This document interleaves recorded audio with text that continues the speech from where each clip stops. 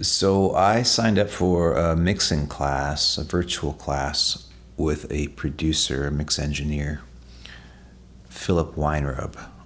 I'd never heard of Philip personally, but he has worked with a bunch of artists and he's mixed tons of projects, and he's really well known in a particular music circle.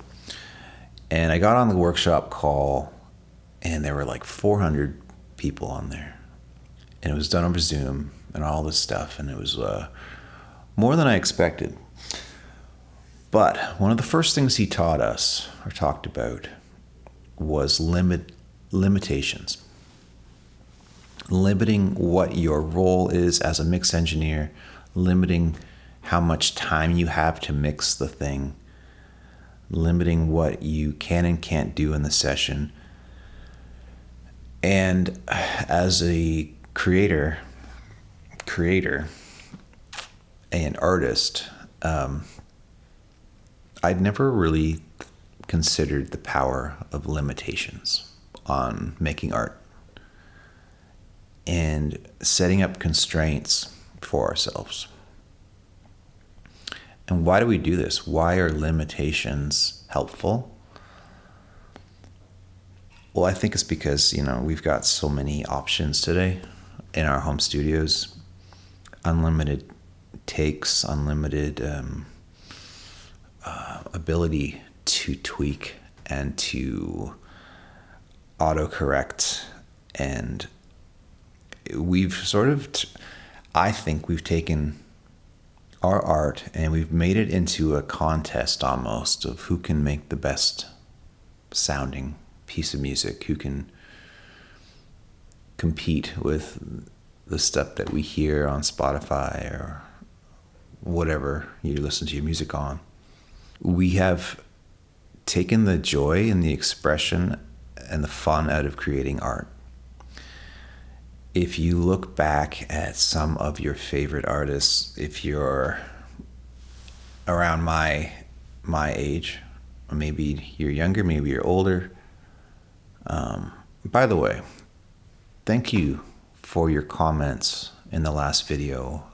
It was really cool to see some of you guys feeling inspired to finish your own projects. In my last video, or one of my last videos, I'll link it here actually, we talked about just finishing more, finishing your art, getting your art out there, not as a means of like changing the world, but maybe just changing your world. And we talked about how your art is a gift and only you can give. It's uniquely your gift. So just wanted to say thanks for everybody who left a comment about that. And if you would like to check out that video, check out that video.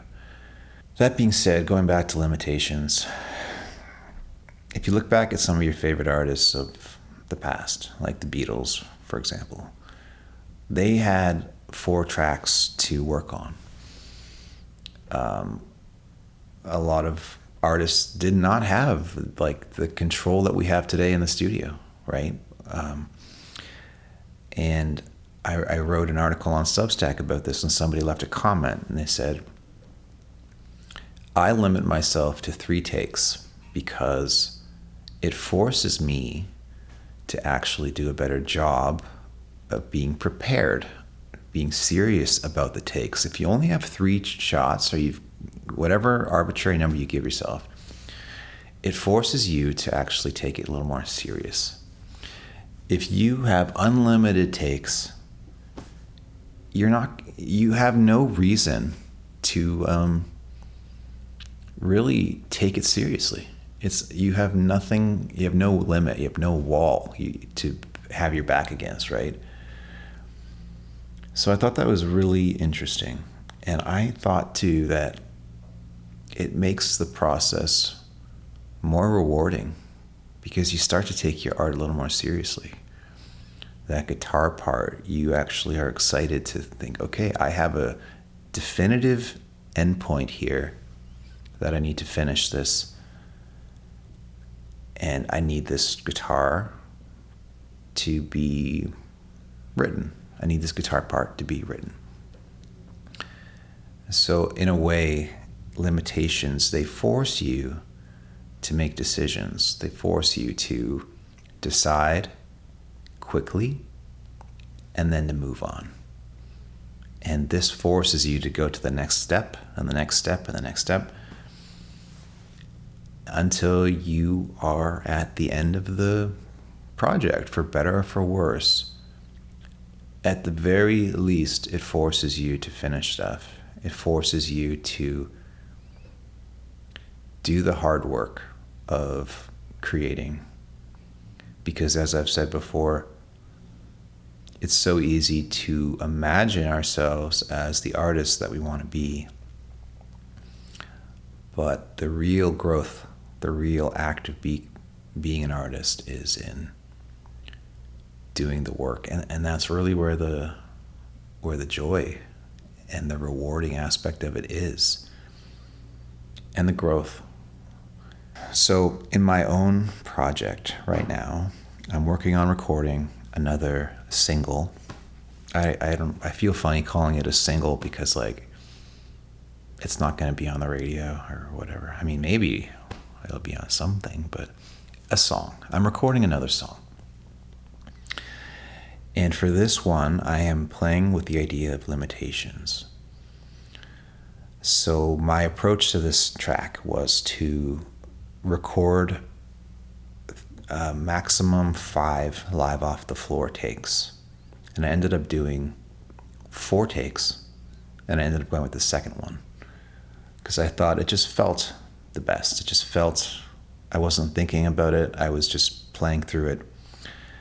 And thanks to limitations and giving myself constraints, I decided to just, go with your gut feeling and move on. So I chose take 2. The next, I wanted to lay down a guitar track.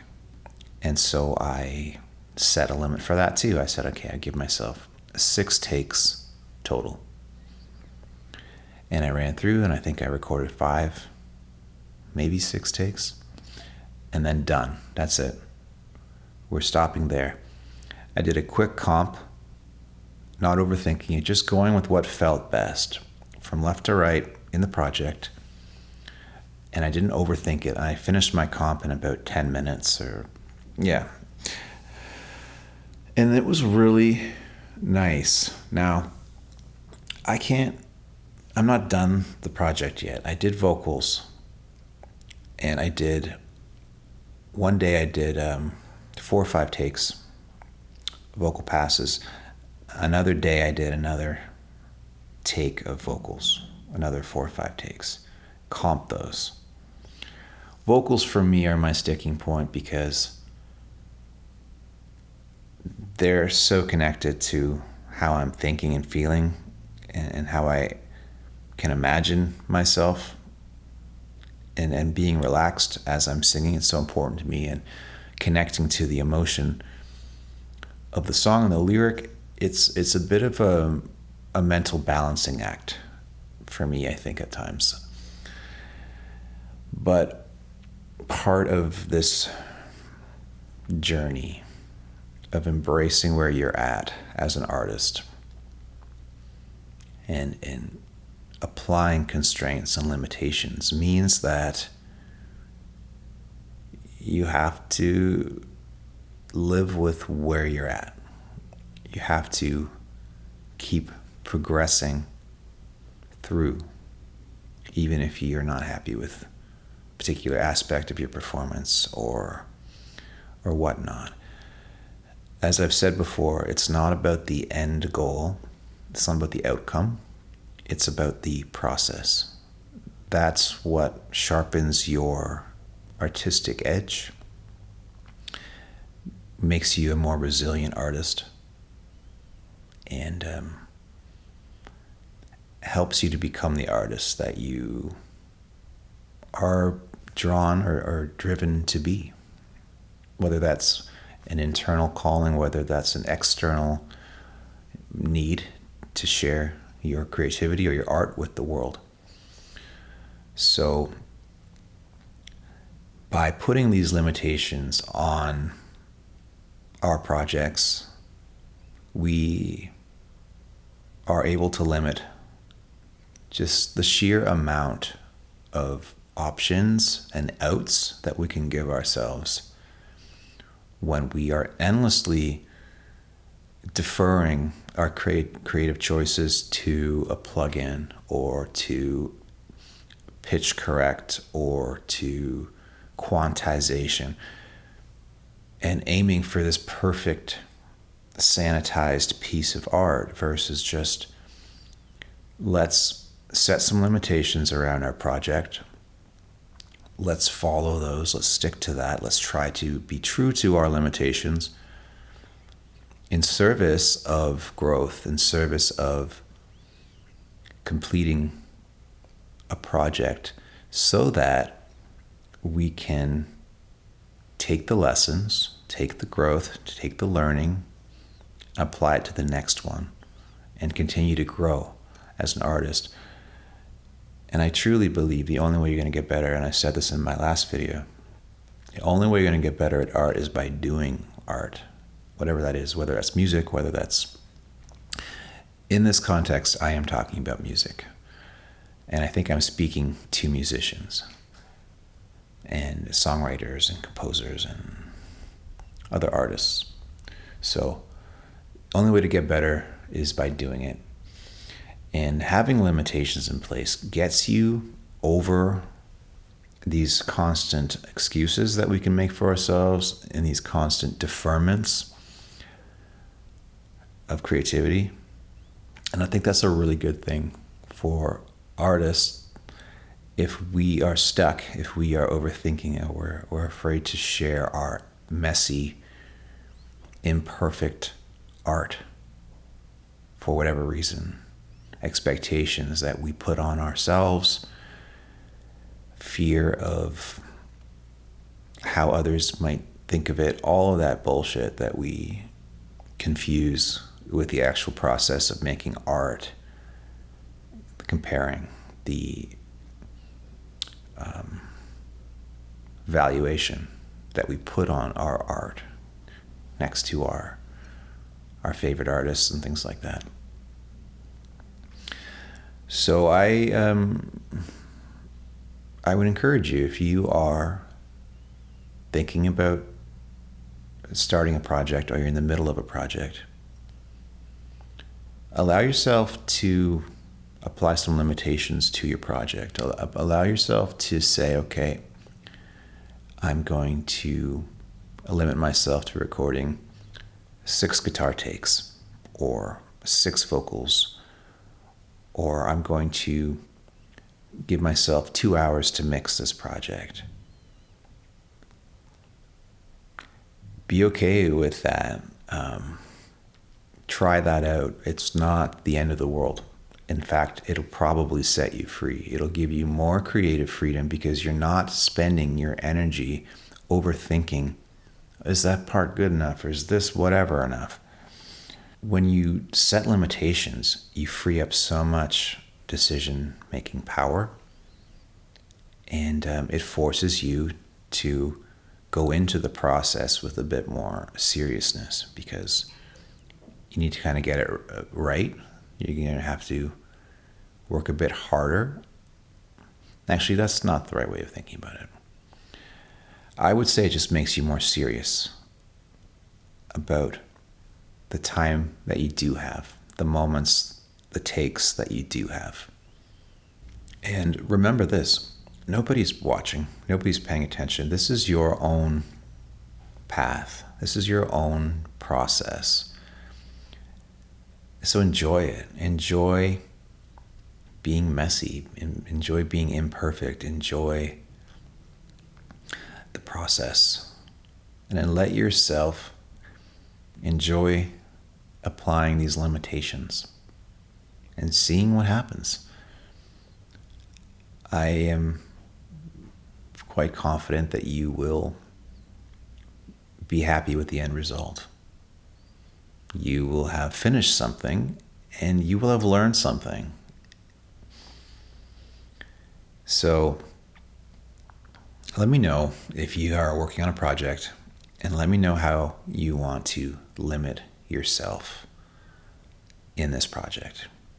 what are you going to do to apply some limitations in service of finishing your song, in service of freeing up more creative decision-making power? If you want to go deeper on this subject a little bit, I published an article on Substack about this, so I'll link to that below. And if you are a creative artist and you're feeling a little stuck and you'd like some clarity and some support and accountability, and maybe just want to figure out where music fits into your life and how you can make it a bigger part of your life, I welcome you to book a free discovery call with me if you want to chat about where you're at. I can maybe help give you some clarity, support, and accountability in your music creation journey as an artist, as a songwriter, what have you. So anyway, that's all for today. Thanks for watching this. Appreciate all the comments, and I hope to see you in the next video. Bye.